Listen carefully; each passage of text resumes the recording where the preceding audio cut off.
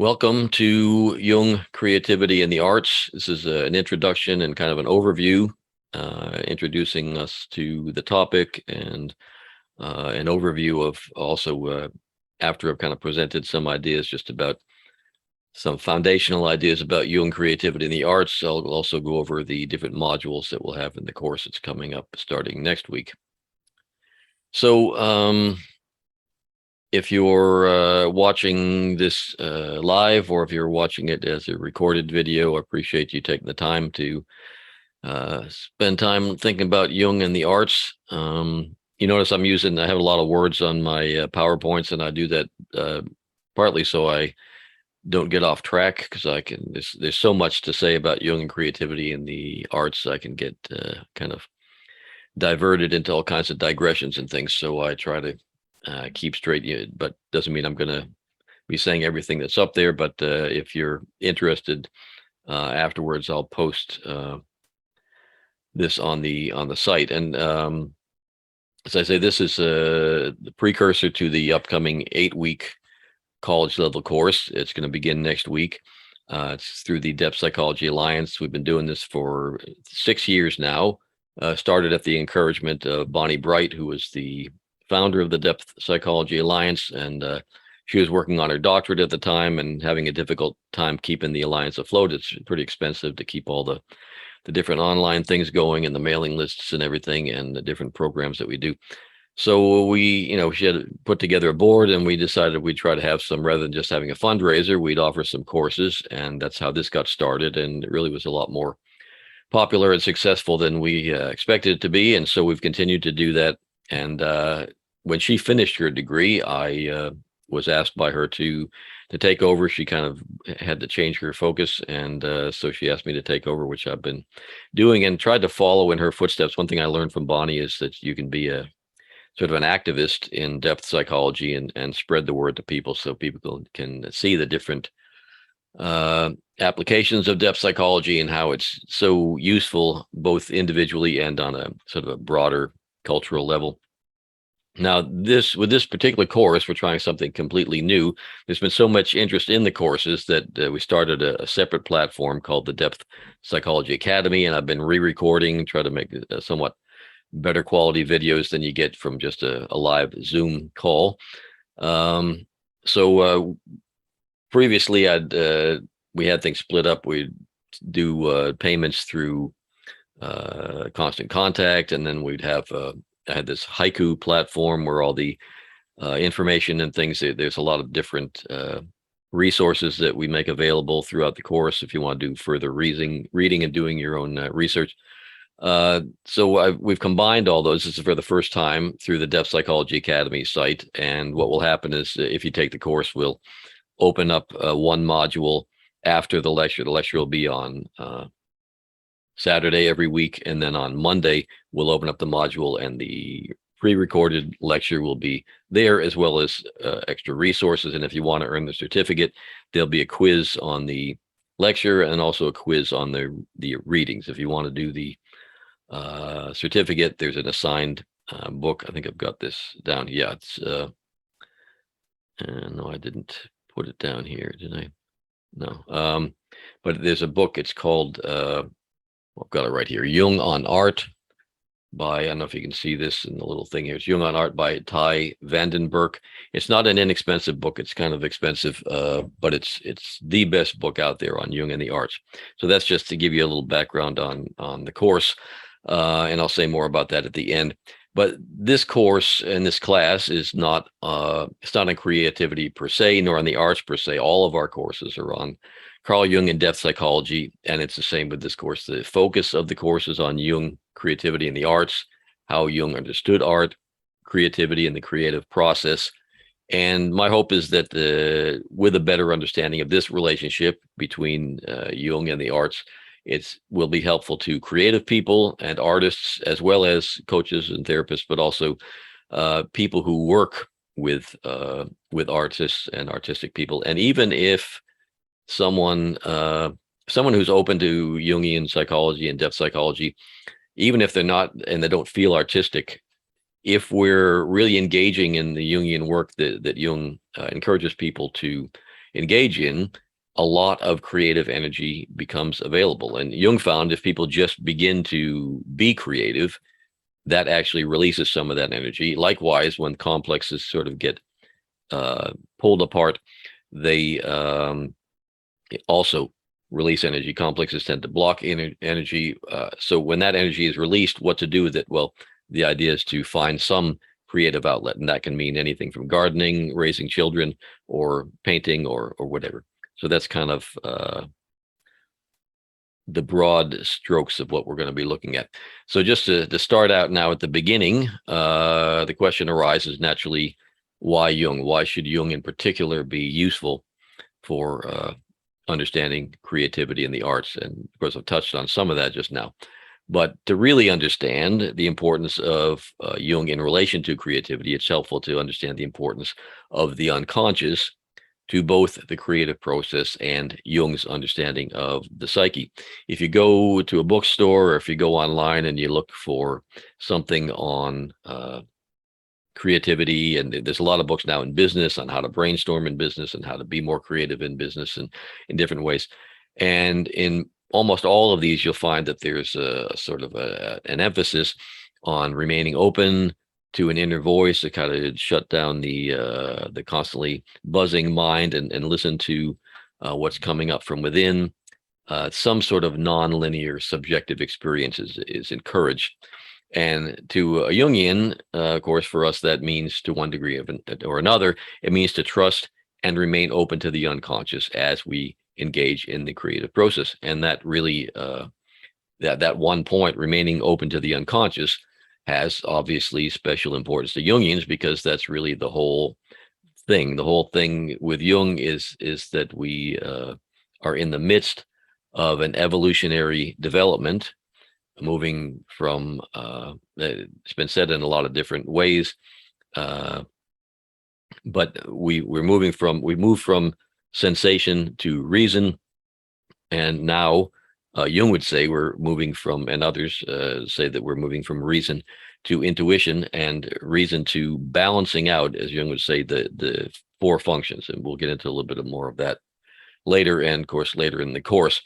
But so this idea of opening up to the unconscious is not new for a Jungian. It's an essential element of what Jung called the individuation process, which Marie-Louise von Franz calls this psychological maturation, which is just learning to, we learned to develop this hyper-rational thinking function, and now that sort of helps us to be, or unfortunately, to be dissociated from our instincts and from the deep unconscious. So it's natural for a Jungian to want to begin to slow that, not to abandon the reason and the rational mind, but to slow it down and start paying attention to the unconscious. Well, this is exactly what many of the people who talk about creativity and the creative process, this is exactly what they talk about.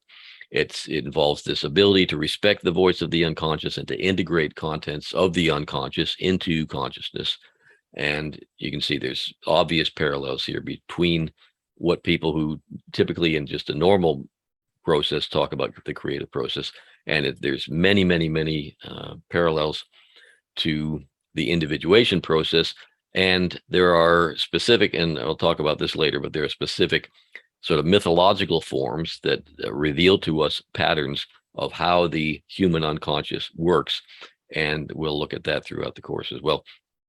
So in addition to this obvious level, Jung can also be helpful in understanding creativity and the creative process, because for Jung, the unconscious, which, as I say, in these typical sort of popular creativity books, you'll see it's just kind of mysterious and soupy. Whereas for Jung, it's still quite mysterious and quite soupy, but there are structures in the unconscious. For Jung, the unconscious is structured, and that's very different from any other form of depth psychology. Freud and others do not see the unconscious as being structured, but Jung was able to identify these structures. And when we can be aware of those structures, it can help us to just give us anchors to hang on to as whether we're engaged in the creative process itself or whether we're engaged in our own inner work of some kind. So again, although the unconscious is mysterious, it's not only mysterious. There's some predictable, traceable and understandable patterns that we can find when we engage with them intelligently and we understand some of the things that Jung's been able to discover. And so that's kind of the essence of what I want to get at there. It's just in the structured. I'm going to talk more in a moment about exactly how it's structured and why that's going to be useful for us. But in regard to the word creativity itself, before we get to all that, like so many things, the term itself is different for different people. Some people think that in order for something to be creative, it has to be completely original. And of course, if you are a creative person, most creative people know that that's really, really not true. If you're a musician, you use the same notes and the same scales that Beethoven used. And if you're a writer, you still have to have some sort of language and form and prose and things that there's certain structures that are pretty common and that we build on. We borrow from other people. We borrow other people's uh, techniques, other people's styles and that's how we learn our craft. And I'm going to say more about craft in a minute, but as we learn a craft, then we're able to let our own voice come through and eventually when there's some connectivity between what we've learned as craft and we've learned to be able to access as who we are, we get our own individual voice. So for others, though, creativity also means just the use of the imagination in general. And so just to give us some grounding for our purposes, I'm going to say that creativity can refer to all of these ideas and many others. Life itself is creative. Our physical bodies are continually recreating themselves. New cells are being born every moment and all that. And when we talk sort of mythologically and archetypally, we refer to the universe itself as the creation and the deity as the creator. So we want to keep in mind both the empirical present moment types of creativity as well as this ancient and archetypal aspects. And again, these are the kind of things we're going to get into a lot more deeply.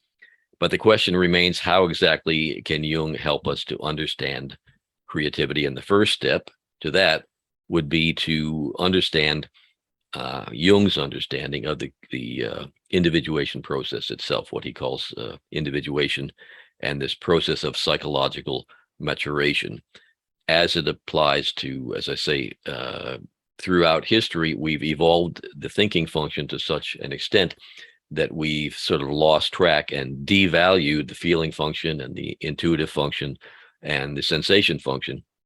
Jung says we need to integrate all of those. The more we can be balanced in all those and be able to use, in some situations, the thinking function is called for, in others, the feeling function is called for. And we need to be able to have access to all of those different functions. So I do want to give a brief outline of these structures that I've talked about in Jung's description of the psyche and the individuation process, just to get us started. But I want to touch on a couple other things too. But having a sense of this structured psyche and individuation is going to help to orient us in terms of how Jung understands creativity in the arts. But before I do that, I do want to just talk about it. I want to set up a distinction of some certain categories. We can talk about individuation in a number of different ways. Since I want to talk about it today in terms of creativity in the arts, I want to have these categories so that as we go through we look at the individuation process, we can see how they relate, or I'm going to try to relate them to these different categories. So the first one is just the idea of creativity, the creative energy itself is one thing. Then the idea of healing, people who tend to go to Jung and to therapists and to the mental health field, what have you, for some kind of emotional healing. And often people will engage in artistic behavior for some sort of healing. There's also craft, which is involved in the creative process, developing skills. And there's art. All this can lead to art. What's the distinction between craft and art? I'm going to talk about that a little bit. And then what is high art? What is this great art that influences people for generations and influences the masses, perhaps not just immediately in the pop culture sense, but also, for hundreds of years. Sometimes it takes hundreds of years for the masses to recognize high art. And sometimes it's dismissed in the lifetime of the artist, but it's recognized later. So these are categories that I want to keep in mind as we look at how the individuation process relates to creativity and art. So starting out with this first category, I want to relate the idea of creativity, or what many have called the creative spirit, to what Jung called psychic energy. Now, psychic energy, that doesn't mean psychic like psychic hotline or clairvoyance or something like that. Psychic simply means of the psyche, of the, you could say, the central nervous system and all of the epiphenomena of the central nervous system. This is what Jung dealt with, and he typically used the word psyche. Sometimes people get confused because psyche is the Greek word for soul. And sometimes sometimes people would translate what he wrote as soul. Sometimes he would be specifically talking about soul, but there's sometimes confusion about that. But what I want to talk about now is just uh, Jung's idea of libido. Freud had an idea of libido where he said that, this is where Freud and Jung split, was Freud said that libido could be reduced down to sexual energy, and Jung said no, there's all kinds of other energy. There's hunger, there's a spiritual drive, there's a drive to bond with other people. There's all these different drives, and none of these other drives can be reduced simply to sexual energy. Although he didn't deny that sexual energy was powerful and important drive, he just said it was not the only thing. But psychic energy, then, for Jung, he used that instead of libido. So he used the word libido too, but he always meant libido in this broader sense of psychic energy or psychological energy, the energy that moves through the psyche. You see this diagram on the right, which I'm going to refer to more and more, which is Jung's some of the elements of Jung's structured psyche, and the energy needs to be able to flow. It needs to be able to move. When it's blocked through a complex, the energy can't move. Likewise, I want to equate this movement of psychic energy with creativity and the creative energy, and I'll say more about that as we go along. But that's the sort of the foundational element of Jung's structured psyche. The structures are there to mediate and steward this psychological, or in the context of creativity, this creative energy, this psychological energy, and this creative spirit, this creative energy. Now, the goal for a healthy individual is the ongoing, focused, free flow of this energy. When we have a strong ego structure or a strong personality structure, we can focus this energy towards creative projects. And when this energy is blocked, psychological or even physical symptoms and problems can arise. So healing is this second category I wanted to talk about. And simply the release of this creative energy can be enormously healing for the individual. This is something that Jung realized early on. And creative activity can release some of the unconscious energy that animates various symptoms. And when the energy is released, symptoms can often become less problematic. Jung would have people, Jung was, as far as I know, really was the first art therapist, and he would have people without necessarily any direction or anything. He just asked them to draw something about sort of visually represent or use it. He ended up using all kinds of different medium, but often it was art, and to draw the block, draw the problem, the sort of the thing that they couldn't articulate, see if they could just let their hand move and represent it somehow with art. And he'd have them go off and do that and then come back and bring it. And I love this little cartoon because it shows sort of the most basic principle of how art therapy can work, where this guy's got all this mad chaotic energy in his head. He transfers it, draws exactly what that chaotic energy is in his head, and when he gets it on paper rather, you can see he's completely relieved. And just this basic thing, Jung found that when he had people draw about their symptoms or about the blocks that they were feeling, simply doing some sort of artistic, creative activity towards it, released energy and relieved many of their symptoms.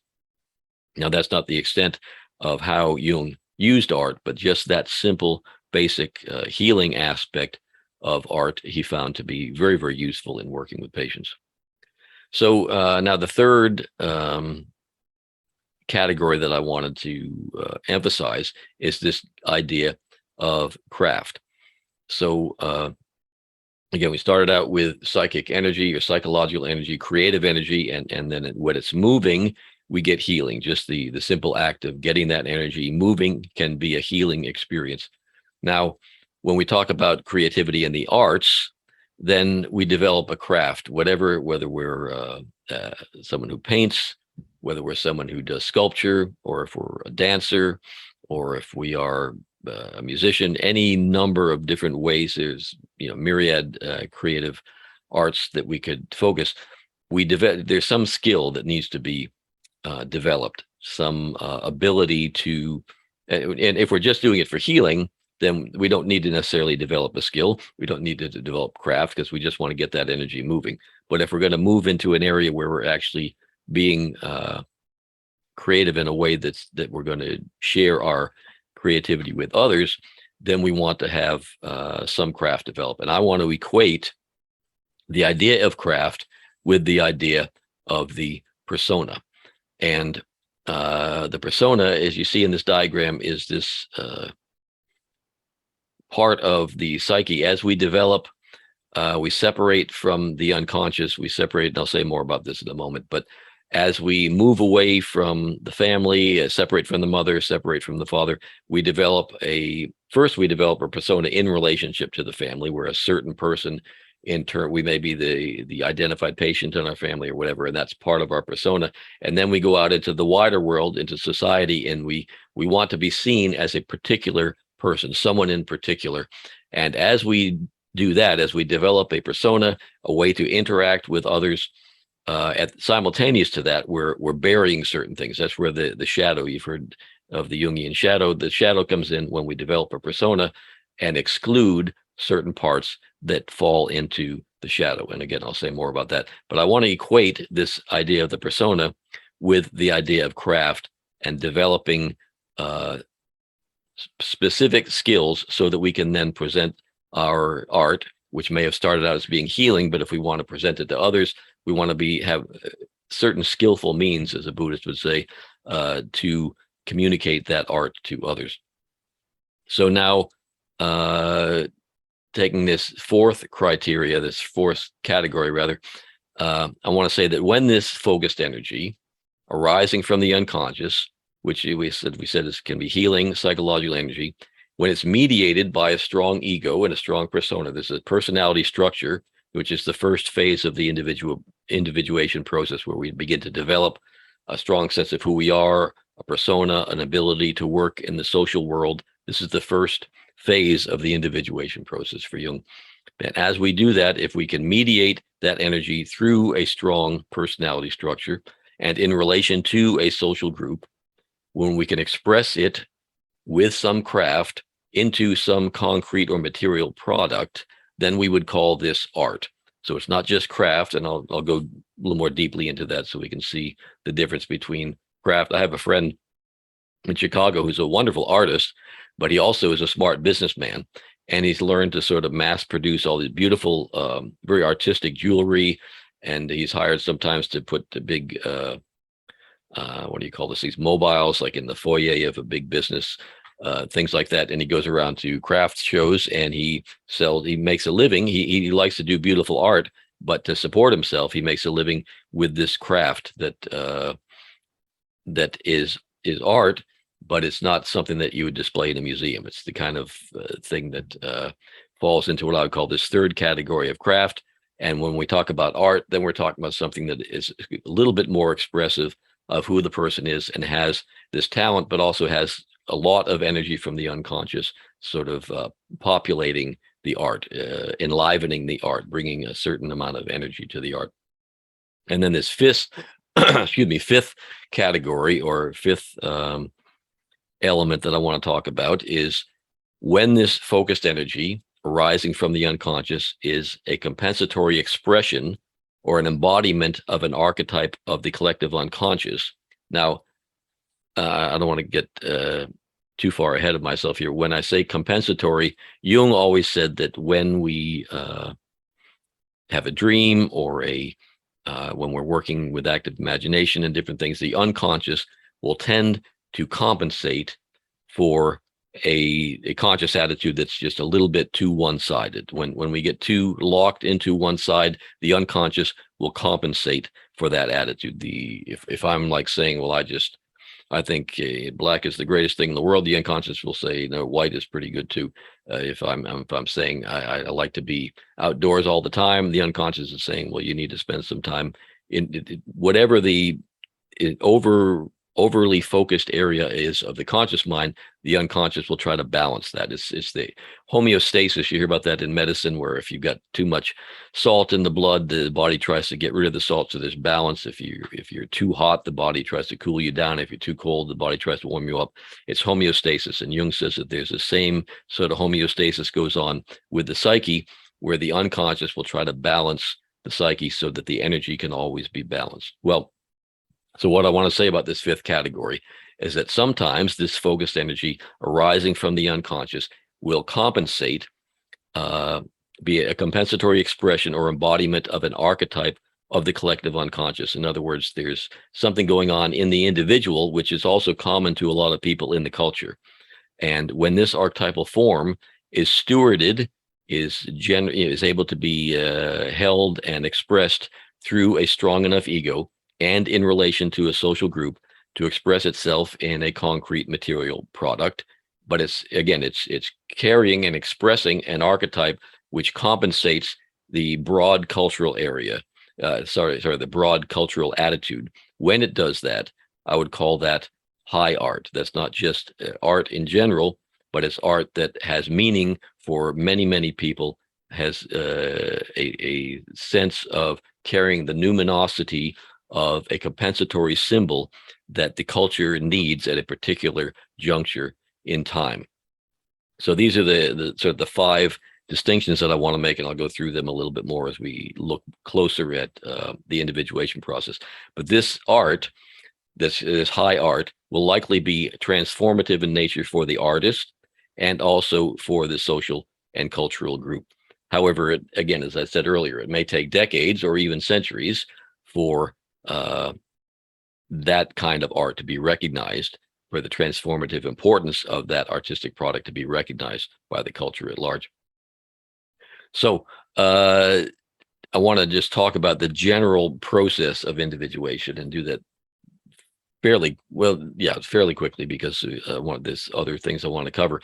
But as I say, it's key to understanding how Jung understood the creative process and the arts. So this is more or less a representation of the individuation process in a sort of an idealized form. And this is from Edward Edinger's book, Ego and Archetype. And we see this is the Euroboric stage, the stage where the ego is completely embedded in the unconscious, or the unconscious self. Little bit by little bit, as we become more conscious, we separate from the unconscious, separate from the family, separate from this state of not being aware of what we're doing. We separate from the idea of what Jung called the participatio mystique, or mystical participation with things outside of us, ourselves. We think when we're totally unconscious, we project so much into the world. We think we're interacting with the world, but we're really just interacting with our own unconscious projections. So as we differentiate more and more from the unconscious, we do less of that projecting, and we actually experience the world more and more as it really is, rather than as it is a reflection of our own unconscious. So as we do that more and more, we hopefully do not dissociate. We hopefully keep this, what Erich Neumann called an ego self-axis, or a connection with the deep unconscious. Culturally, throughout history, as the thinking function has been developed and we become hyper-rational people, this ego self-axis has been maintained through religious and spiritual practice, through prayer. The archetype of the self is projected onto a deity of some sort, onto some religious form, and as long as we're in connection with that deity, with that religious representation of the archetype of the self, we can have a balanced sense and access to these archetypal energies, which we otherwise would not have access to. Now, what's happened in, I've got another one, which I didn't, should have probably put that here. We've got another picture of this, which represents the modern times where there is no ego self axis. There's this complete separation between the ego and the unconscious, but there's no ego self axis. There's no connection. And this is complete dissociation, which is sort of the modern state of affairs, where we don't have any connection to the roots of our being. We don't have any connection to a mythological realm or to a sense of the soul or our connection to the psyche. And because of that, the Jungian psychology is basically a means in the modern world to try to reconnect that ego self axis, to reconnect the ego and the archetype of the self, and have and the ego and the deep unconscious, so that we still have access to that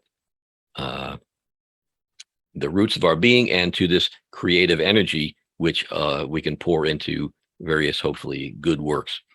So again, this is the diagram of that. This is the archetype of the self in a sort of an idealized state. The ego has been separated from the unconscious. This is a personal unconscious, where everything that we remember from our past, as we've developed as a person, falls into the personal unconscious. And ideally, there would be a picture here of the shadow, because as we develop the persona and we separate out things that we don't want people to know about ourselves, they fall into the unconscious. Also, our complexes fall into the unconscious. Now, below that is the collective unconscious, and I'll say a little bit more about that in a moment. So this is the shadow figure. These are all diagrams from these next few are diagrams from Esther Harding's book, The I and the Not I, which are it's an excellent way to learn about these structures. But you can see how we tend to project this split off part, the shadow part, we project onto others. And this is something that explains a lot of cultural problems, where people are always projecting evil out into other people. They often project their own unprocessed, dysfunctional parts of themselves out into other people. Doesn't mean the other people aren't dysfunctional too, but they're really triggered by it because they're projecting a lot of their own personal shadow energy out into the world. Likewise, even on a deeper level, now this is a little more complicated because for us today, the gender identification is much more fluid. With Jung during the early 20th century, which is really very much 19th century world, and particularly where he was in Europe, very clearly drawn gender stereotypes were going on, and he could clearly delineate that if I have a very traditional sense of myself as a traditional masculine man, I'm going to have a very traditional unconscious female aspect, which I've completely repressed.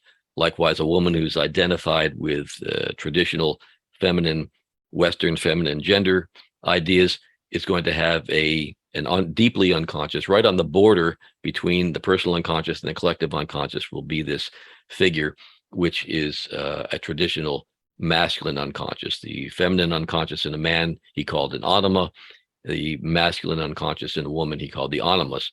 Now, the way I understand this, and I think it's still very, very valid and workable, is that whatever it is that we identify with consciously, whatever gender structure we identify with consciously, the opposite is going to be the anima or animus figure. So it's not necessarily stuck in these traditional stereotyped gender roles, but however we identify consciously, the unconscious figure is going to be the opposite of that.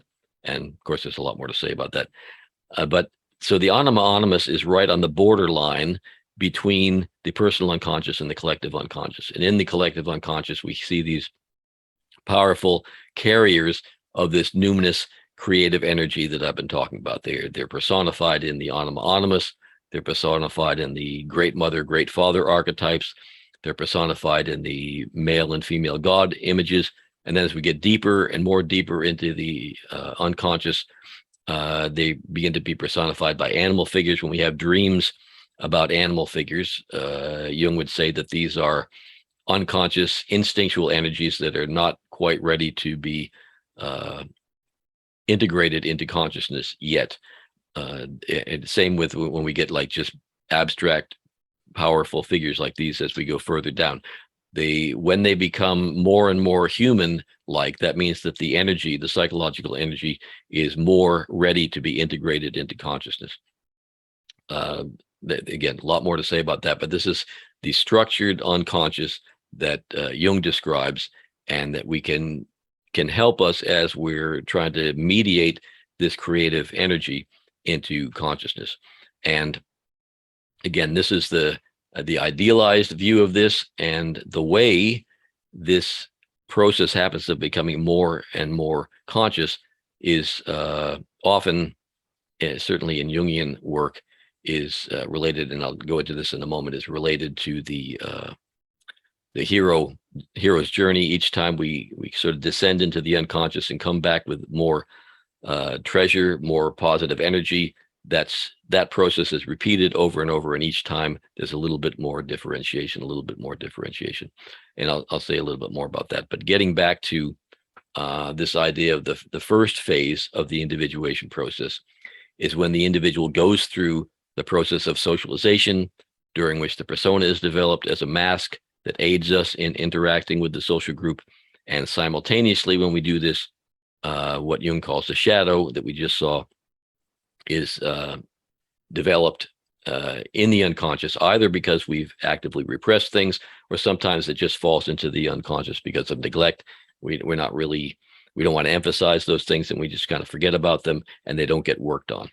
So for the artist, whether an apprentice or someone working in commercial venture, the persona is the part of him or herself that becomes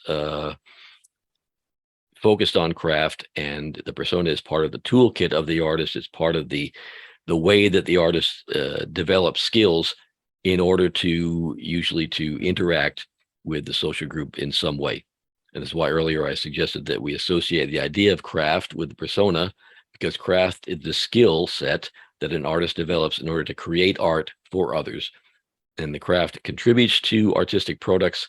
It helps the artist to create things that are aesthetically pleasing, but it usually has something of a manufactured quality to it. It's just kind of pumped out. We say someone's a hack because they just, going through a formulaic thing.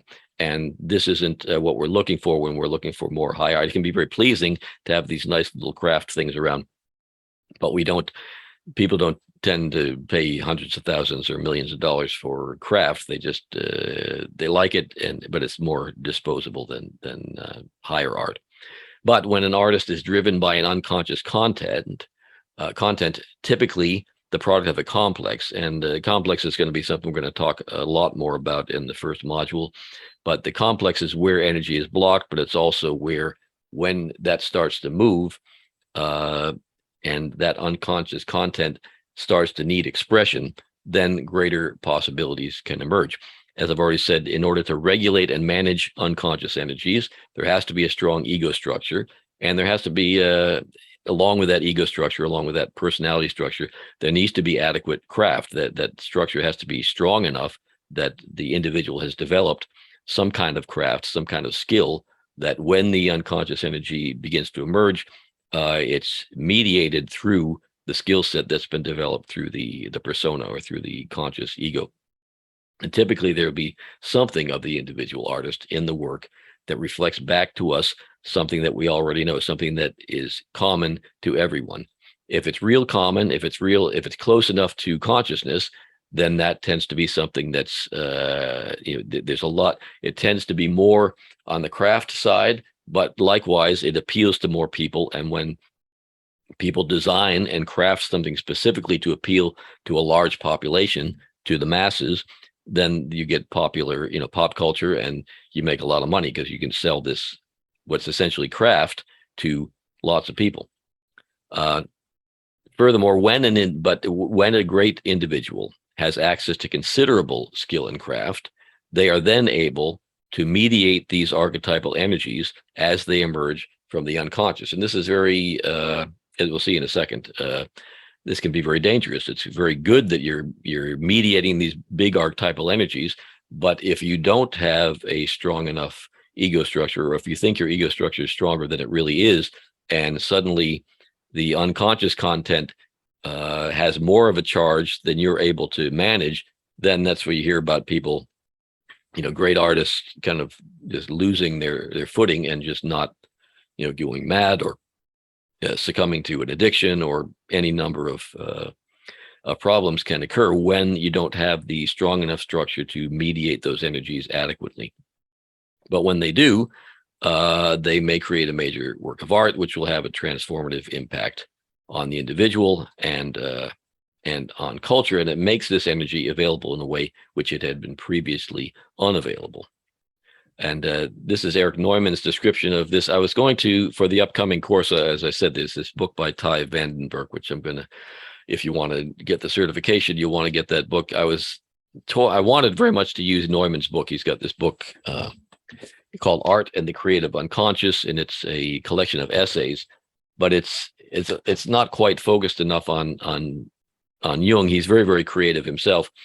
And so he kind of moves away, and he's also a little bit out of date, and Vandenberg's more up to date. But this is from that book, Art and the Creative Unconscious. And Neumann says, every transformative or creative process comprises stages of possession.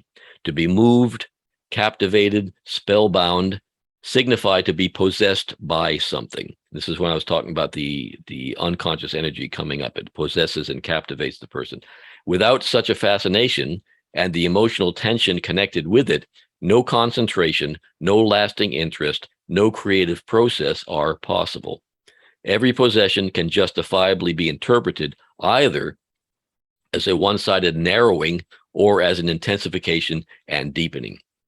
The exclusivity and radicality of such possession represent both an opportunity and a danger. And as I say, this is the thing that I'm just talking about. He's emphasizing that if we do not have a strong enough ego structure, this one-sided narrowing can be very dangerous to an unstable person and can kind of toss them into a chaotic emotional and psychological state. But he goes on and he says, quote, but no great achievement is possible if one does not accept this risk, though the notion of acceptance of the risk implied in the hero myth presupposes far more freedom than the overpowered ego actually possesses. In other words, when we talk about these great works of art, the individual really is possessed. So you hear about an artist, like Michelangelo, just stayed up on the scaffolding of the Sistine Chapel for days and days, and didn't eat or whatever because he was possessed by this image to get this thing up there. And any number of artists, you'll hear that kind of thing. Now, if they have someone with them, or they have their own sense of themselves enough to say, okay, I gotta take a break and get something to eat and sleep, then you're okay. But sometimes they don't, and that's when things can go off the rails. So continuing with Neumann, he says the workings of the autonomous complexes. The workings of the autonomous complexes presuppose a disunity of the psyche, whose integration is an endless process. Now, this is again what I'm saying is that what drives this is the and I'll get more into this in a minute, and we'll talk a lot more about it next week. But the complex, at the core of the complex has an archetypal core. This is a representation of a complex as like being like an onion, and there are surface symptoms, and there are associated experiences, and then at the core is an archetype of some common human experience, which is archetypal, and it can be represented by an archetype.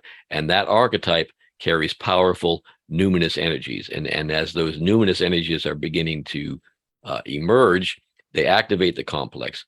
And the complex, you have, as Jung said, it's like saying that you have a crocodile. You don't have a crocodile. The crocodile has you. And the complex is the same thing. You don't have the complex. The complex has you, in this case that he's describing. And he says his description of it is that the workings of the autonomous means the complex works on its own. The autonomous complex presuppose a disunity of the psyche. The psyche is not integrated. There's some part that's trying to become integrated, but is being mediated through this complex. And the integration of this complex, he says, is an endless process. The world and the collective unconscious in which the individual lives are fundamentally beyond his or her mastery. And what he means is he's talking about objectively outside, the world is beyond my mastery. And likewise, inside the collective unconscious, these archetypal forces is also beyond my mastery. The most he can do, Neumann says, is to experience and integrate more and more parts of them. And that's what that diagram where little bit by little bit, he's integrating more, and there's more differentiation of the ego from the unconscious, more differentiation. And he says, but the unintegrated factors are not only a cause for alarm, they're also the source of transformation. And he has a lot more to say about that. And we're going to have whole modules on this whole idea of how those things can contribute to transformation. So I think it's important that he mentions, I think it was in, he says the idea of the hero myth presupposes far more freedom. And this hero's journey, as I said earlier, is important in understanding this whole process of the differentiation of the ego from the unconscious. Earlier, I quoted from Jung's book, Symbols of Transformation. It was in Symbols of Transformation that Jung first used the mythology of the hero as a model for understanding the ego's need to dialogue with the unconscious. Later, in 1949, Erich Neumann published his book, The Origins and History of Consciousness. And at the same time, Joseph Campbell published his book, The Hero with a Thousand Faces. And both of these books expand on Jung's ideas about the hero and how it represents the ego and the ego's need to deal with these driving forces of the unconscious. Although the hero's journey, as described by Campbell, is often used to demonstrate aspects of the individuation process, we can also use it to see it as a helpful metaphor for understanding the creative process as well.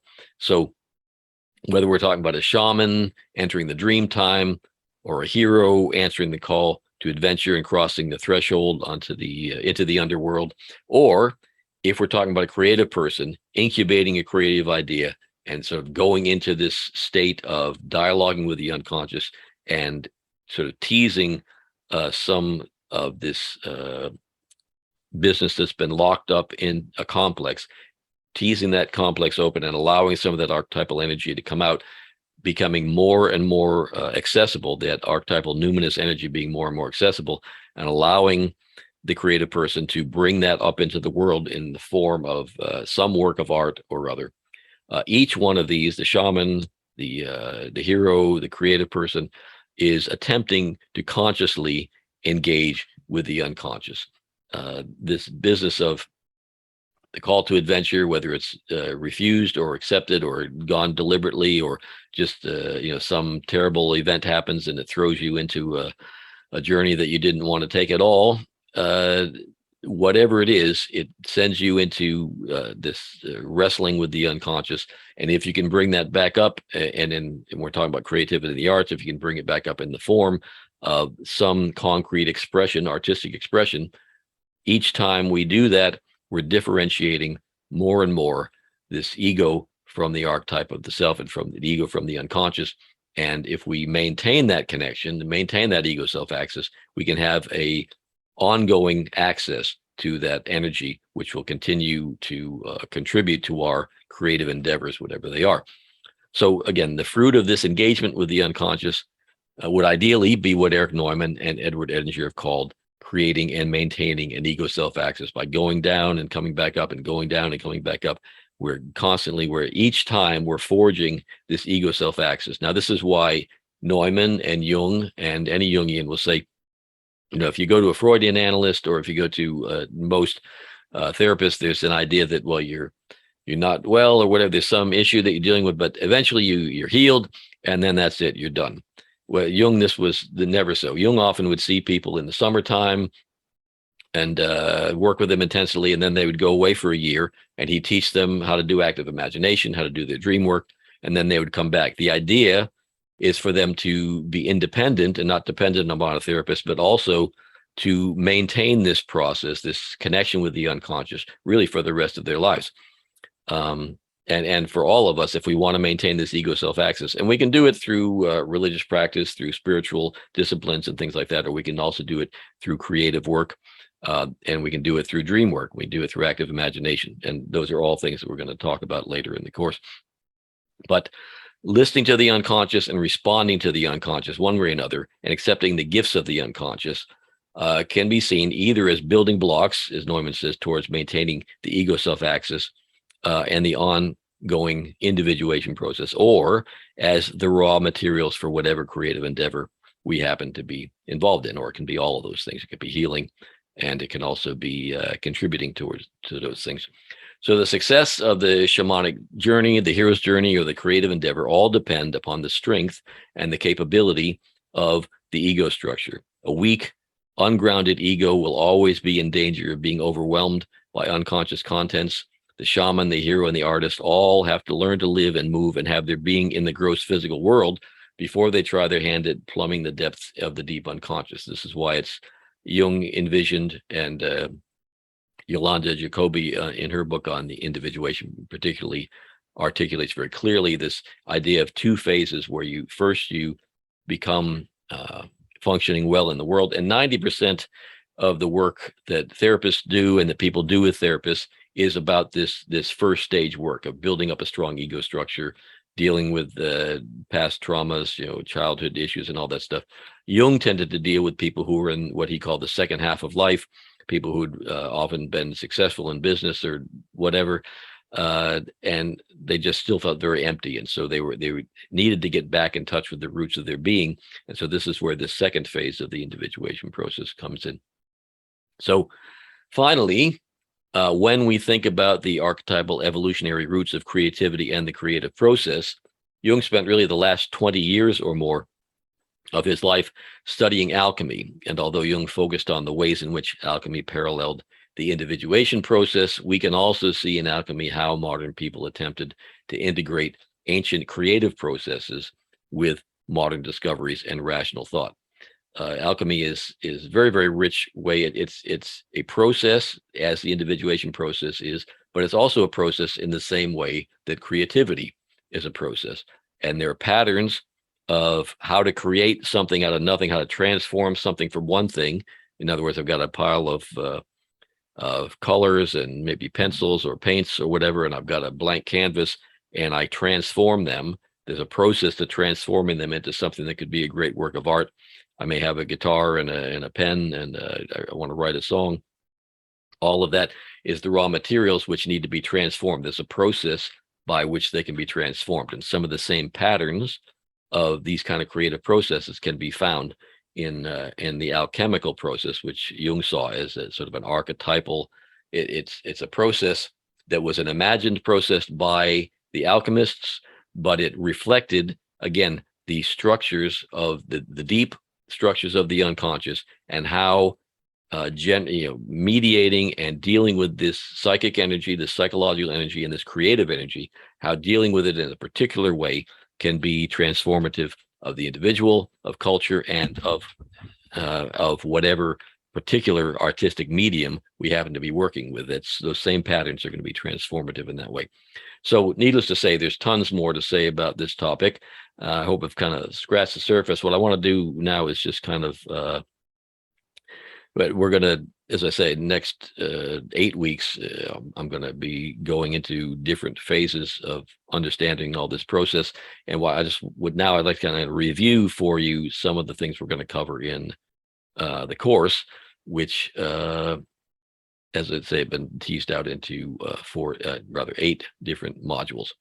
So in the first module, we're going to talk again about this key understanding of the individuation process and the cultural phenomena of how individuation is essential in modern times, but also how individuation relates directly to the creative process. And we've talked about a lot of that today. We're going to tease it out in a lot more detail. We're going to particularly talk about the role of the complex. The complex is the central element of that, and how the complex plays a role in creativity in this, as Neumann talks about it, the being gripped by the autonomous complex, and the creative person who wrestles with that can really create some great art. And we'll begin the process of looking at how individuation is reflected in alchemy, and how both individuation and alchemy are sort of models for this creative process in whatever art form we happen to be working with. So as I say, in module 2, we'll get more into alchemy. And the reason we'll get more into alchemy is that, see, Jung, when he broke with Freud, he began doing these experiments with art and various, just allowing the unconscious to speak to him and then recording his visions. And this resulted in, I'm sure many of you have heard of the Red Book. This resulted in the Red Book. But the reason he focused on, so the Red Book, the way he created the Red Book was to develop what he later called active imagination. The whole Red Book is really his documentation of his own process of active imagination. He became fascinated later in life with alchemy because he saw that the alchemists were essentially doing exactly the same thing that he was doing with active imagination, but they were doing it with alembics and chemical processes and all those things, but they didn't really know what they were doing. And they imagined things and projected things into the work that they were doing with cooking metals and cooking different things and boiling things and mixing things together. And they would imagine what was happening and thinking that they were going to be transforming lead into gold, for example, or creating the elixir of life by taking the most basic elements of the universe and transforming it. But because it was all a reflection of the unconscious, he saw that this was the same process that he was doing. They didn't transform material things, but they did transform themselves. And you can see this in people like the greatest, one of the great theologian philosophers, St. Thomas Aquinas, did alchemy. The greatest scientist, in the ancient world was Sir Isaac Newton, and he spent more time doing alchemy than he spent writing his scientific treatises. So all of that is, as I said, we're going to see how that's mirrored, how the active imagination process itself, which Jung created beautiful art through that process. We'll see what the distinction is for Jung, between active imagination and art. And we'll see how that, again, was an essential way to open up the complexes and get that energy flowing so that the creative energy, the psychic energy, and the creative spirit could be activated and brought to bear upon concrete products of whether it be craft or art or high art or whatever. So module 3, we want to talk about art and aesthetics and how Jung made a distinction between those things. In other words, doing healing work, active imagination healing work, and doing art and understanding the aesthetics that inform art. All of these for Jung were different categories, and then not that one is better than the other. It depends on what you're trying to accomplish, but they were different. And when we can understand some of that, it's going to broaden our sense of just exactly what Jung was doing and how that's going to inform us in terms of how we can use our healing work to inform whatever artistic products we're engaged in, or if we're working with other people, how we can help them to understand that same process and be able to keep separate the idea of healing, creating art, and aesthetics as simply a sort of a split off. In some ways, aesthetics, Jung sees that as a part of the result of this split off psyche that we have in modern times. And anyways, we'll get into a lot of that, which will inform what we do later in the course.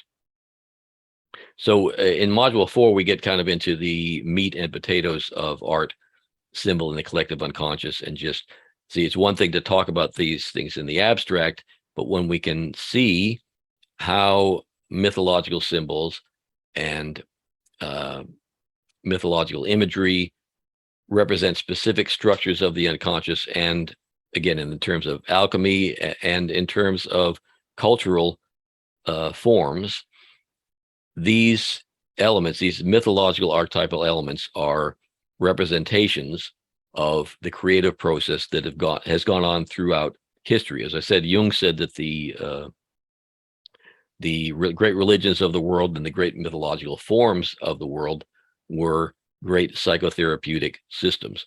And when we can see the patterns and how each one represents a different type of individuation process, then we can, when we are looking at dreams, or when we're looking at active imagination, or when we're looking even at the products of our own art, we can begin to see what these things are saying to us, how they parallel. We get Jung uses the term amplification. With Freud, it was all about association. Free association. Jung said free association is useful to a point, but if we free associate too much, we move farther and farther away from the original symbol. He wants to circumambulate the symbol. And when we know what the symbol is, then we can amplify. Rather than free association, Jung talked about amplification. When you can amplify a symbol, then the archetypal form as it appears in myth, whatever its function was in myth, can often inform what the function of the symbol is in my dream.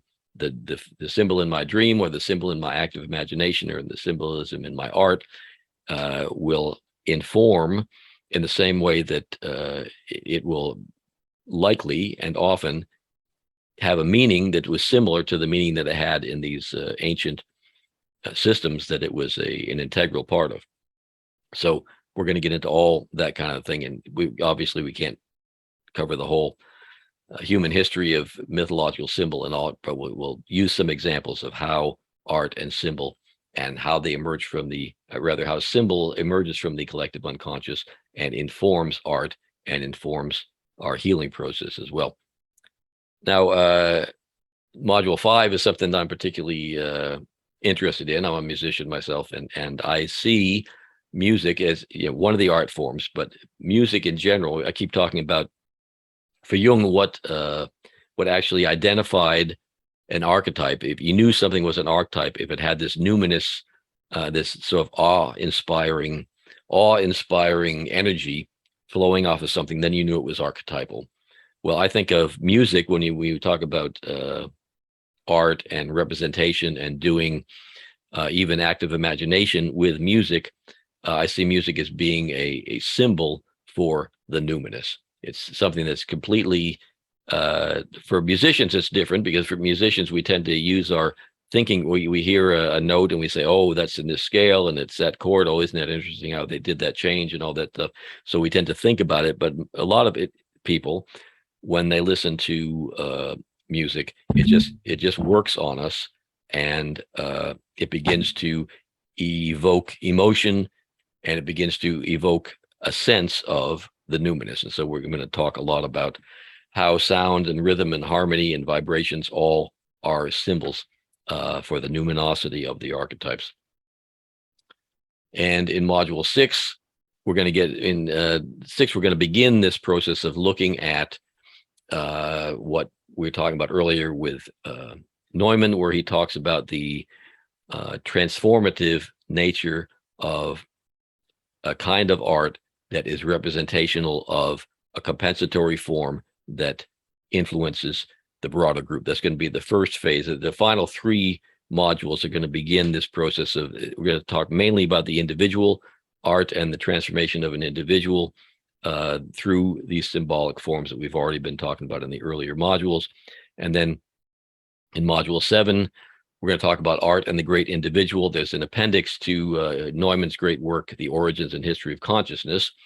And in that, he talks about how this business of the great individual carries, for the collective, carries an archetypal form that previously had not been accessible to the collective group.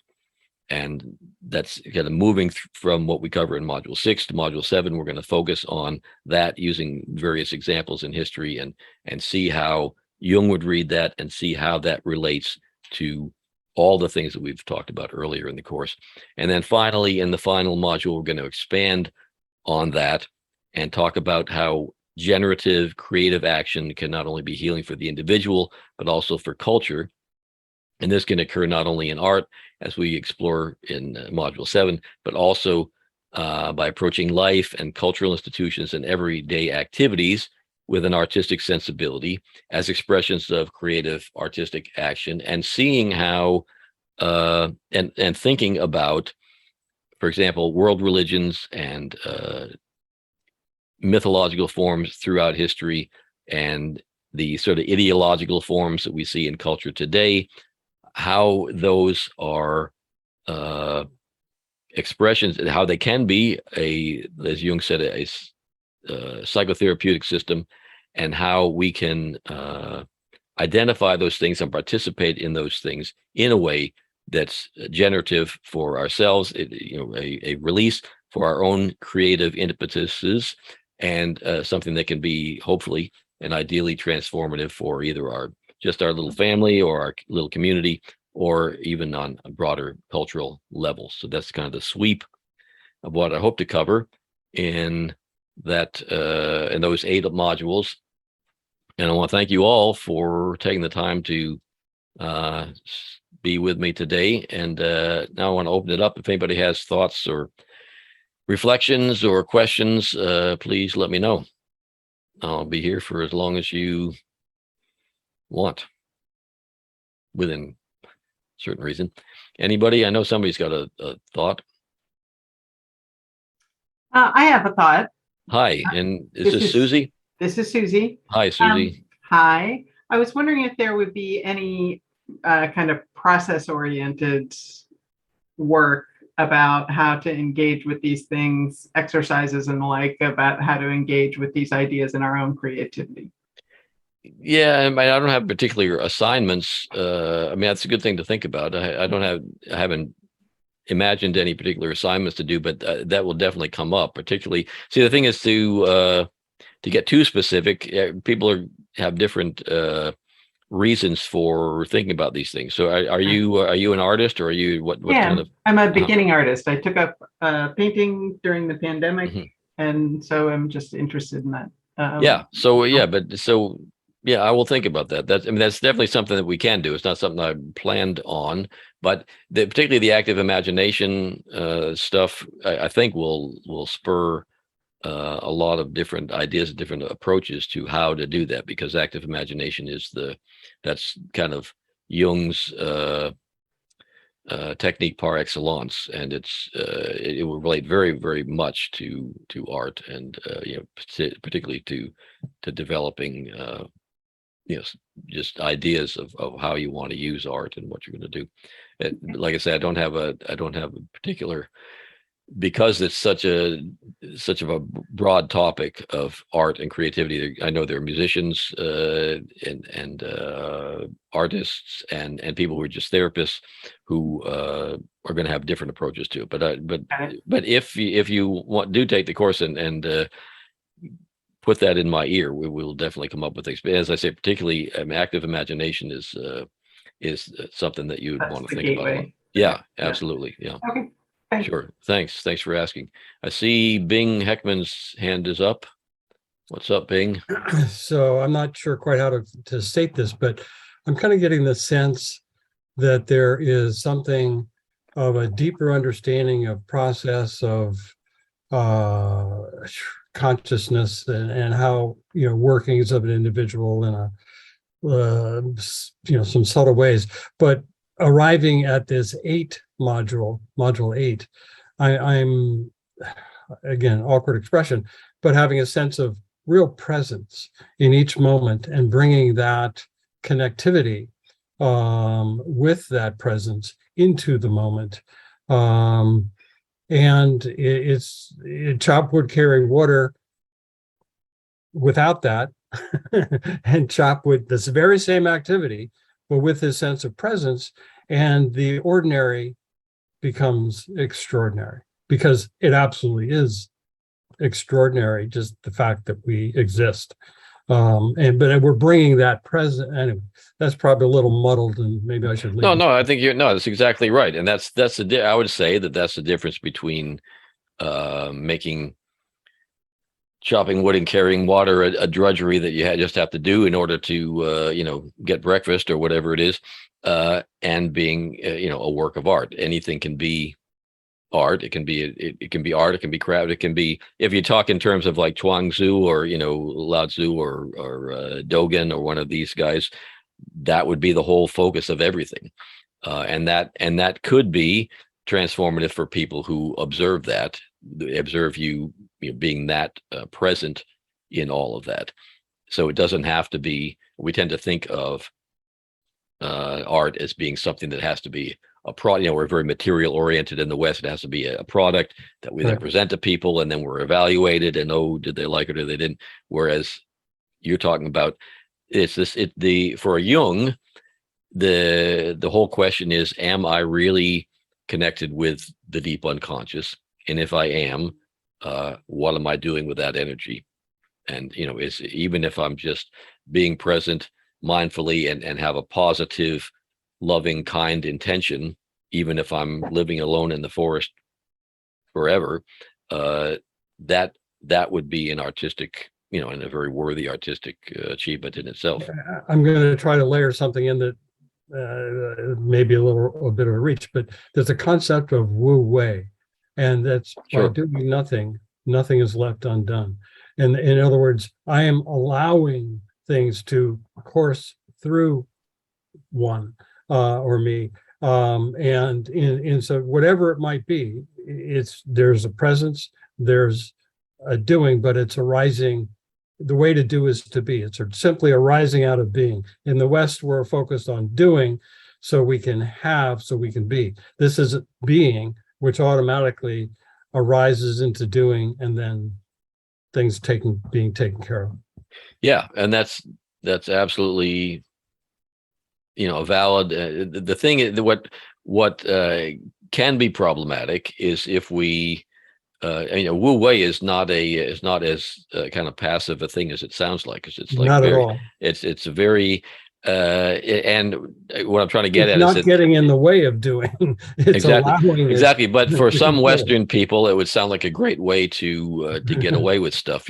So I mean, there's also someone who thinks they're pursuing Wu Wei, which is non-doing, the act of doing everything by doing nothing, and letting the river carry us rather than fighting against the river and that kind of thing. But if I'm invested in Wu Wei as a construct up here, and it could end up blocking energy that actually ends up in being something that's unhealthy. So it's hard to grasp as a concept, no doubt.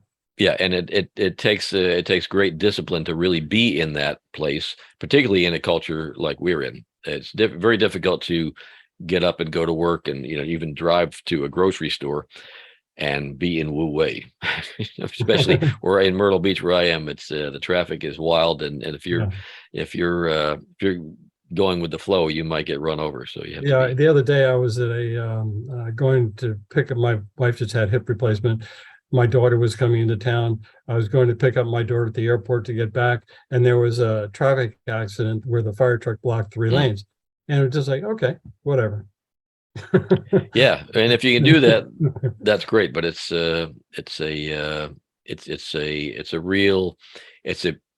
takes a lot of. There's a guy, Patel, told Gandhi that it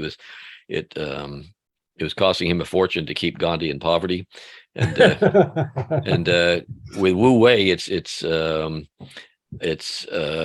takes lots and lots of energy to do nothing. You have to really work at doing nothing. If you're a Western person like myself, who's programmed to be involved in doing things, to do that effectively is no joke. But I definitely hear you. There's a lot of room here for further discussion, but we'll exactly now. Yeah. Thanks, Bing. No, that's great. Thanks. So anybody else, any other thoughts, questions, concerns? Yes, I see somebody waving. Yes, I can't seem to figure out how to raise hand. That's okay. So I raised my hand. My question has to do with the role of religion, which you mentioned. Mm-hmm. And I wondered if you might be saying more, as religion is in decline, so to speak. People are more spiritual than religious, so to speak. And how might that affect art currently? Because historically, religion has really spurred a lot of beautiful art.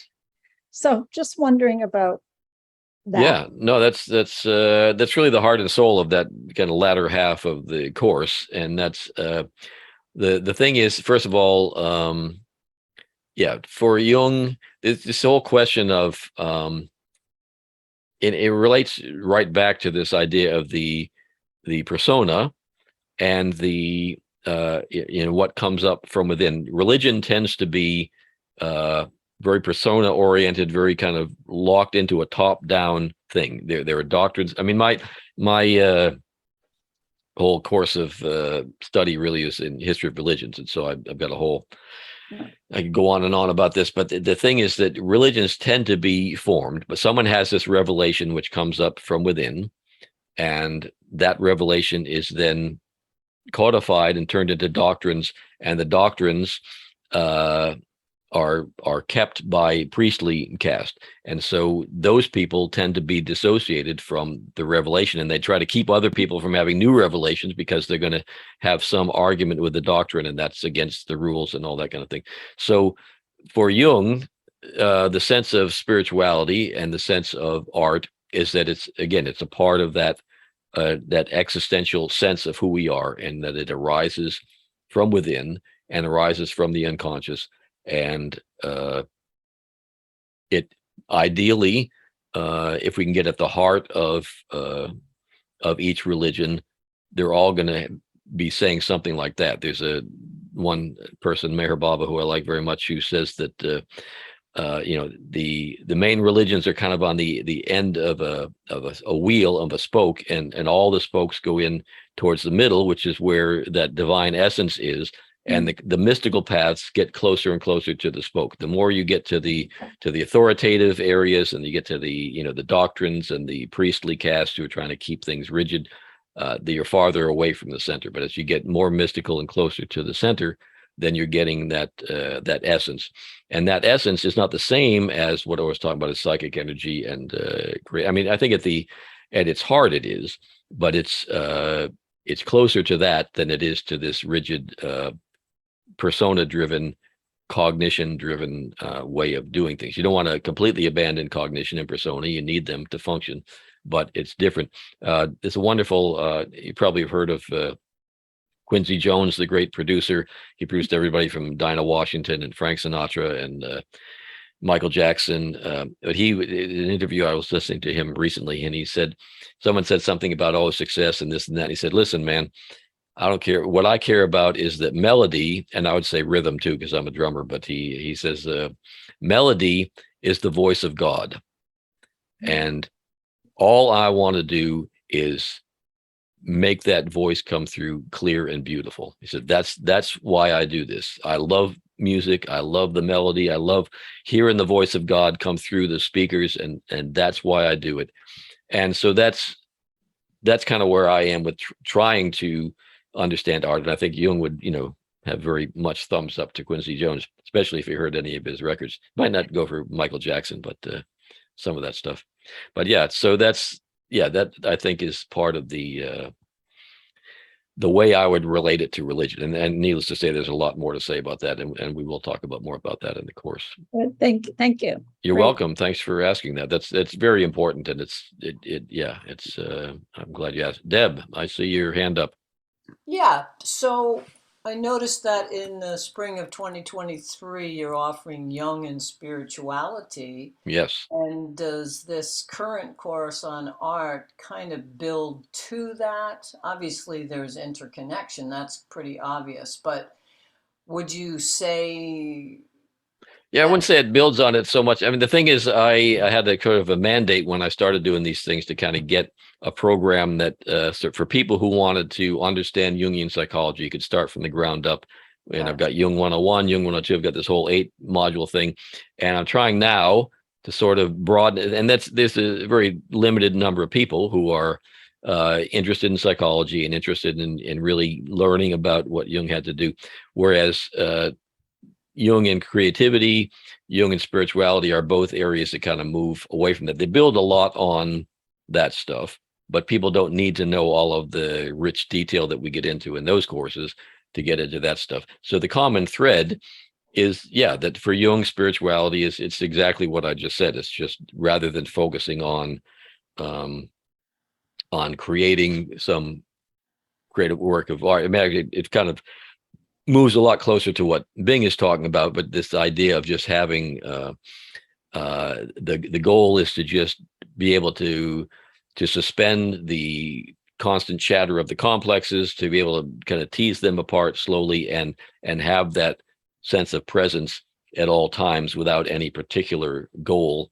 Art tends to necessarily have it's goal oriented because you want to create a product of some kind, an artistic product usually, but ultimately, I mean, in some ways, for me, I mean, you know me, and you know I'm very interested in the spiritual path, and so to me, I would say that art is, and Meher Baba says art is a way to get to the spirit, but the spirit is higher than art, and the best art will be informed by the spirit and will express the spirit, and so yeah, so yeah, certainly this isn't prerequisite for that, but they're closely related, but the focus, rather than being on creating a product, it's on how do I pursue a rich spiritual life while working on my inner stuff. Uh-huh. Good. Sure. Thanks. Thanks for asking. So it looks like I see a hand up somewhere. I don't know whose hand it is. That could be somebody already asked their question, or anyways, please feel free to unmute and speak up if you have a thought or a question. So I have a question. What is the difference between Jungian psychology and depth psychology? That's a good question. I think really, honestly, marketing, I think, is the difference. I think, see, in particularly in academic circles, Jung is anathema. You say Jung and people's eyes glaze over. And I was, when I applied to graduate school to get my doctorate, the professors who I was applying to knew me from my work in getting a master's degree, and they knew I was a Jungian, and they wanted me to come into the program, but the advisor who was kind of shepherding me into this program maybe come out to lunch, and the board who was going to decide if I was going to be accepted wanted to know how wedded I was to Jungian psychology, because they if I was going to do a Jungian dissertation, they were not going to let me in the program. People in academics do not like Jung. So when people say depth psychology, they can people who are like Jung know that depth psychology usually means Jung, but literally, to just go by definition, depth psychology means any psychology that takes the unconscious seriously. There's cognitive psychology and behavioral psychology, and what's that Maslow?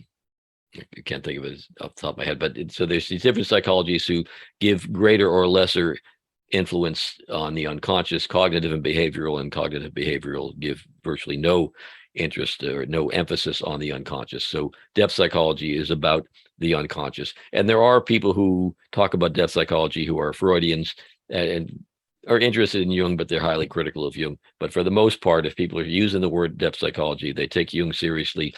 There's also, like, for example, there's James Hillman, who is a Jungian, but he's also not a Jungian. He's kind of his form. He has created what he calls archetypal psychology, and he's kind of left out some what I think are very important elements of what Jung talks about. And he's considered depth psychology. He was actually the I think the head of Pacifica at something. He was very involved with Pacifica Graduate Institute at some point, and they've really popularized the term depth psychology. But yeah, that's a long, probably more than you want to know about it, but that's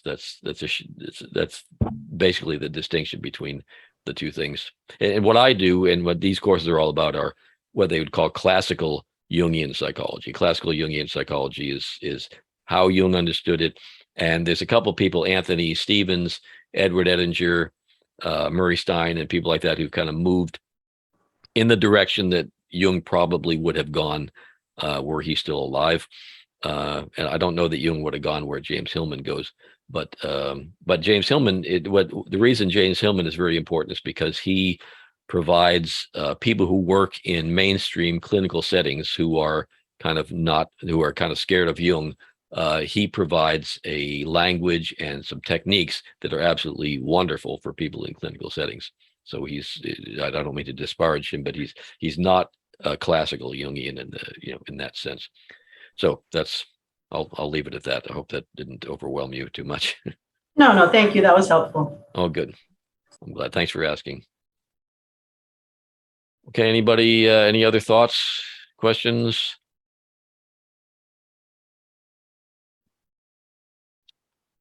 I see a note here saying, is there anywhere I can explore the function of different symbols in mythology and how it is related to the development of the psyche, of my psyche? Yeah, I mean, the best one is, it's a pretty tough slog, but this book I would keep mentioning is Eric Neumann's his book, The Origins and History of Consciousness. It's a heavy duty read, but it definitely goes deeply into the symbols of mythology and how they parallel. The first half, he talks about the individuation process exclusively in mythological terms. And then in the second half, he teases it out more using Jungian terms. There's another great book called Ego and Archetype by Edward Edinger. And particularly the first half or so of that, the first several chapters of that really really superbly meld a clear picture of Jung's idea of individuation with a lot of archetypal, mythological stories and symbols. And then another one of my favorites is by Anthony Stevens called, what the heck is the name of this book? Oh, geez, I can't think of it. I'll have to look it up. This is Isaac. It will occur to me in a minute. Let me oh geez, what is the name of that?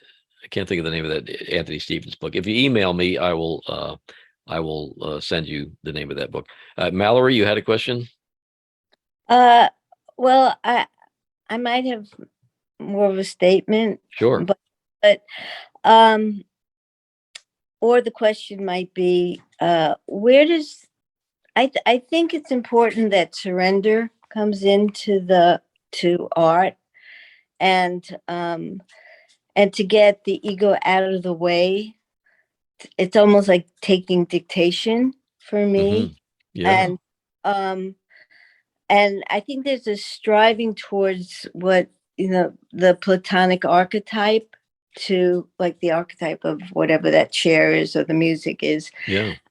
That there should be, for what might be great art, like Michelangelo or whatever anybody else is striving to do, is to go towards that archetype, so that would you talk, if you're saying, I think you used the word deep unconscious, is that the God intuition part, or is that something else, or is that an ego thing?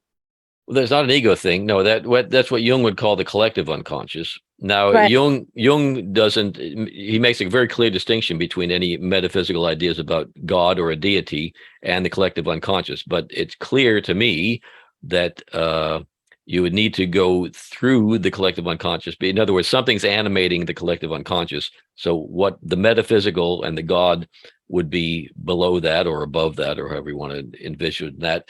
But as that metaphysical reality, divine reality emerges, we can only know it through our own psyche. As Jung says, the psyche comes first. It says a priori. So everything we perceive, whether it's God or whatever, is perceived through the psyche until the psyche is somehow transcended. How does that relate to ego getting in the way of the psyche, or does that Well, not? the ego, we need the ego to, to move about in the world and to do things. That's when I was talking about the persona being, and developing skills, social skills, and being able to drive a car and go to work and do these kind of things. But once it's done those jobs, then we want to calm the ego, slow the ego down, and allow, as you say, the voice, listen to the inner voice, quieten the mind, and allow that the voice or the imagery or whatever it is to arise from the unconscious. And then either, if we're an artist, we might want to document it in paint or in sculpture or some other way, or whatever just moves us to do it. But that's getting the ego and the persona out of the way and letting that voice speak. So when you were talking about, I think, Wu Wei before, was that Bing was talking about Wu Wei, yeah, the Yeah. Taoist idea, yeah. So, but you can do action, Mhm. but get out of the way, so it's effortless. Yes. Even even if you're making effort, it's still effortless because you're not doing it. You are not the doer. Yeah, that would be Wu Wei. Sure. Thank you. Thank Sure. you for Thank you. what you're saying was great. The Oh, well, whole- you're welcome, and thanks for your contribution. No, that's an important focus. It's I like that because it brings what Bing was saying directly into the sort of the artistic process. When you allow that, you can make the effort of creating the art, but you're not really taking responsibility for. You're not it. It is doing it. Yeah. Yeah. Thank you. So I've got a note here that James Mark Sorrells is trying to raise his hand. Are you out there, Mark? Here I am. Can you hear me? I can. How you doing? I am great. Darn. Good. I love this. Man, this is good. Thanks. Let me ask you, you were saying that a lot of times the unconscious is working, and I've had situations where I'd be awakened at 2 in the morning and have a song, and it just unfolds. It just almost Mhm. writes itself. What is that kind of the unconscious saying, hey, or how do you perceive that? Yeah, well, the way I perceive that is that yeah, see, I know you, and I know you're a talented musician. You've developed your craft. So, if some guy who's never picked up a guitar or a piano before hears a melody in their dreams, which they're unlikely to do, but they might, they've got no way to document it afterwards, right? And also because you work in musical forms all the time, every day, you're teaching and you're playing and you're doing all these things.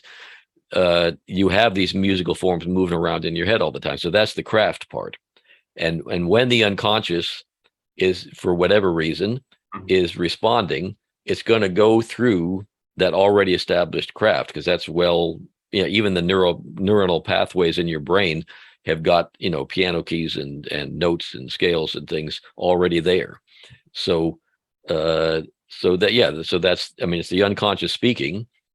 And I know you're familiar with the story of Paul McCartney of waking up one morning and having the melody for Yesterday come into in a dream.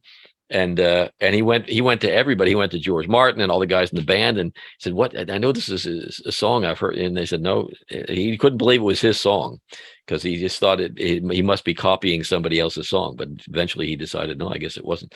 So it's that kind of thing where it's what you can have. I might have a brilliant painting appear in my dream, but when I wake up, it's like, well, that was nice, but I'm surely not going to get some paints out and try and put it down on paper, because it's just not going to happen. I don't have the craft to do that. Now, I have had songs, come in my dreams, and for me, as you know, I pay close attention to, try to pay close attention to my dreams, and I will, if a melody appears to me in my dream and I can remember it when I wake up, I'm darn sure going to try to do something with it, if only to honor the unconscious. That's it. So that's the thing, is that you always want to honor because that melody and that song may not amount to anything, but because you've honored the unconscious, when you do start writing something else, it may turn out to be the thing that really moves you and turns out to be something of quality. Can I something? Yeah.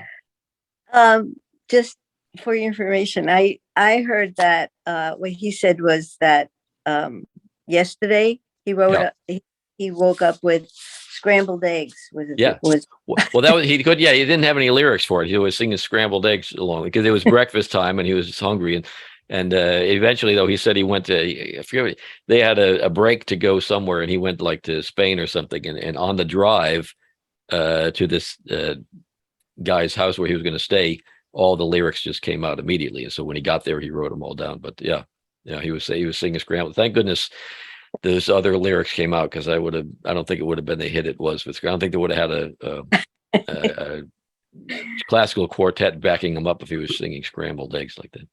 But that's exactly right. But that's what happens. See, that's the thing. That's why you develop craft, because again, if you don't have those fingers who can create the painting or create the sculpture or do the melody on the piano, it's really not going to amount to anything. Go ahead. Just effort and grace. Effort and grace. Yeah, absolutely. Yeah. Well, you have, that's a good parallel, because the effort part is the part where you work and develop the craft, and grace is the part where the spirit just emerges. Mm. And you can't demand grace. You just gotta wait on it, and know that it's going to come, know that it's present. Mhm. So someone said, is it Ariadne's Clue? No, I'm trying to look it up while I'm this Anthony Stevens book. It's an excellent book, and it's his shortest book, actually. I'm going to keep looking at. I've heard you. I've got my hand up here. Oh, Jane. hi. I've That's heard it. Thank you. The 2 million year old self. Yes, thank you. That's the one. You're welcome. Someone was, yeah, exactly what. Yeah, I don't know why I blanked on that, but yeah. So I was mentioning Origins and History of Consciousness, probably one of the more difficult ones. Little less difficult, but very, very excellent is Archetype, Ego and Archetype by Edward Edinger, and then this 2 million year old self by Anthony Stevens. Also is not as heavy on the mythology part, but really, really a wonderful, wonderful book. So those are my